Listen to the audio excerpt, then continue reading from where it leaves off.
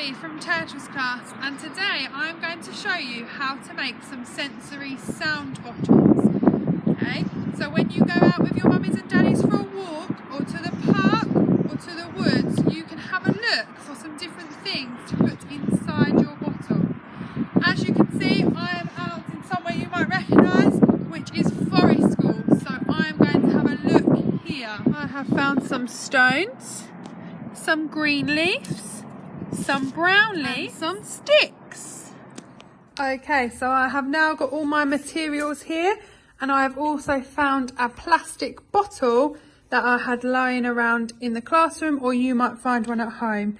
You can use a big one or a small one. I have chosen a small one for today. First of all, you will need to take the lid off the top of your bottle and then start to place your materials into the top. Some of them might be a little bit big, so you might need to squeeze them in.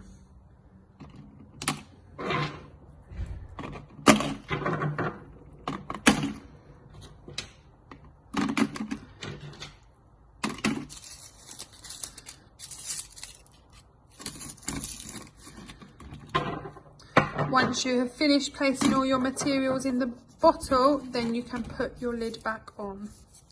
Once it's nice and secure, you can now give to your children, and they can have their very own sensory sound bottle that they can shake, tip upside down, and have lots of fun.